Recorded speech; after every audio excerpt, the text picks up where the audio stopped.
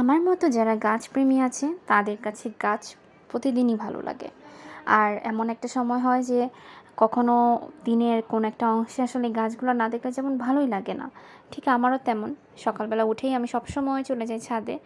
তো আজকেও ঠিক এভাবে ছাদে গিয়ে আমি আমার গাছগুলো সুন্দর করে দেখছিলাম। আপনারা সবাই আমার প্রত্যেকটা গাছ দেখতে চেয়েছিলেন। সবগুলো গাছ দেখাতে না পারলেও আমি কয়েকটা ক্লিপ আপনাদের জন্য শেয়ার করছি। আর এটা হচ্ছে আমার শাপলা গাছ, যেটা বরাবরের মতো সবার খুব পছন্দ। যদিও এখনও শাপলাটা ফোটেনি, তবে যখন ফুটবে অবশ্যই আমি আপনাদের সবার সাথে শেয়ার করব। আর এখানেই দেখতে পাচ্ছেন যে আমার গাছে আসলে অনেক দিন পরে কিছু মরিচ ধরেছে। বেসিক্যালি এই মরিচগুলো কিন্তু শীতকালে অনেক ভালো ধরে এবং অনেক সুন্দর কিন্তু টেস্ট। যদিও এখন ঘ্রাণটা কিন্তু খুব ভালো, কিন্তু ঝালের পরিমাণটা কিন্তু কমে গিয়েছে। তাই আমার কাছে মনে হয় যে আপনারা যদি চান এখন থেকে মরিচের গাছগুলো লাগিয়ে ফেলতে পারেন। আর পর্যাপ্ত মরিচ পাওয়ার জন্য তো গাছের মরিচের কোনো বিকল্প নেই।